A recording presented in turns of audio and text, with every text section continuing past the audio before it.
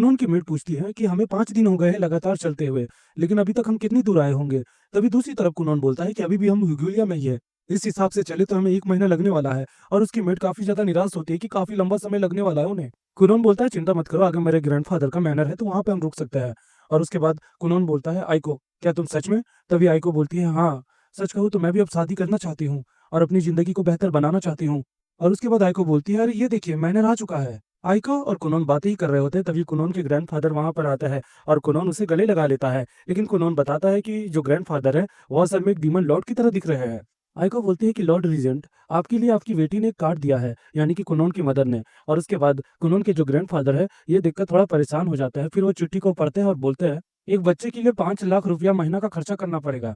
चीज़ बढ़िया है लेकिन खरीदने में खर्चा चला जाएगा। वैसे उनके ओपिनियन होते हैं। हालाँकि वो बोलते हैं अपने बेटे के लिए, अपने पोते के लिए ये नहीं करूँगा तो और क्या करूँगा मैं?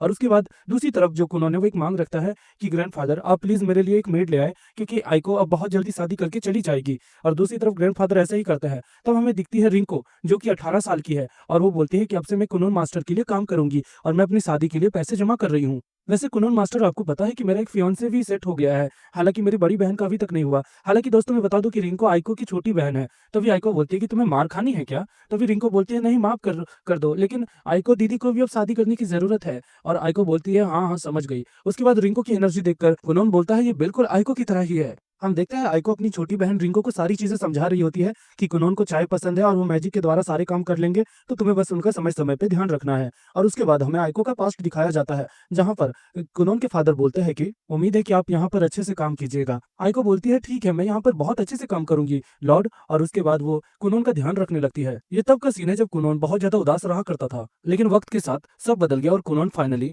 अब खुश रहने लग गया है। और दूसरी तरफ हम प्रेज़ेंट में देख पाते हैं कि आइको रिंको को बता रही होती है कि कुनोन के साथ कुछ नॉटी मत करना। और जो रिंको है वो बोलती है नॉटी, इसका मतलब है कि उनके साथ रहना। तब वो बहुत ज़्यादा पागल हो जाती है और बोलती है कि कुनोन केवल प्रिंसेस मिरिका के लिए बने हुए हैं और कोई औरत उन्हें टच भी नहीं कर सकती है। और दूसरी तरफ रिंको बोलती है कि सच कहूँ तो कुनोन काफ़ी ज़्यादा क्यूट है, तो मुझे लगता है वो एक लड़की-बाज बन सकता है। और उन दोनों में भारी विवाद होने लगता है। हम देखते हैं कि मास्टर कुनोन को बुलाने के लिए आइको आती है और बोलती है कि हमारे चलने का समय हो गया है। कुनोन बोलता है आइको, ये बात याद है जब तुम मुझे छोड़ के जाने वाली थी तो मैंने तुमसे कुछ कहा था? तभी आइको बोलती है हाँ, मुझे याद है और वो उदास हो जाती है। कुनोन बोलता है तुम्हें ये बात याद है आइको कि अब मैं अपने परिवार से दूर हूँ, प्रिंसेस मिरिका से दूर हूँ। लेकिन सच कहूँ तो अभी भी मुझे हौसला मिलता है क्योंकि तुम मेरे साथ हो। लेकिन अब मुझे अपना आगे का सफ़र अकेले ही तय करना होगा। लेकिन एक चीज़ याद रखना, जब मैं 3-4 साल बाद यहाँ पर आऊँगा तो तुमसे ज़रूर मिलूँगा। आइको बोलती है चिंता मत कीजिए मास्टर कुनोन, सच कहूँ तो मैं ह्यूगिलिया में ही काम करूँगी और तब तक मेरी शादी और बच्चे भी हो जाएँगे। लेकिन मैं चाहती हूँ कि आपकी तरह ही एक बेहतरीन बच्चा मेरा भी हो। और उसके बाद आइको और कुनोन एक-दूसरे को गले लगा लेते हैं और काफ़ी ज़्यादा उदास होते हैं। लेकिन अब क्या कर सकते हैं, उनके जाने का समय हो चुका है। आइको एक तरह से कुनोन के लिए एक सपोर्टर की तरह थी। एक तरह से आइको ही वो थी जो कुनोन को अच्छे से अंडरस्टैंड कर पाती थी और उनके सुख-दुःख में आइको ने काफ़ी साथ दिया है। हम देखते हैं कुनोन जा रहा होता है रिंको के साथ और कुछ दिनों के सफ़र के बाद फाइनली रिंको और कुनोन दिरासिक नेशन में आ जाते हैं। हम देखते हैं कि वो लोग एक लाइब्रेरी में आते हैं जहाँ पर कुनोन का ध्यान एक मैजिक किताब पर जाता है। लेकिन जब रिंको उसका प्राइस देखती है तो पता चलता है कि वो 5 लाख की है। इतने प्राइस में तो वो एक नया स्टोर खोल लेगी, ऐसा रिंको बता रही होती है। तभी उनको एक लड़की मिलती है जो कि वहाँ पर स्टाफ मेंबर होगी और वो बोलती है कि क्या आप भी एक मैजिक स्कूल जा रहे हो और आपने इससे पहले कभी मैजिक किया है? तो कुनोन बताता है हाँ, मैंने वाटर की मैजिक किया है और मेरे पास वाटर क्रेस्ट है।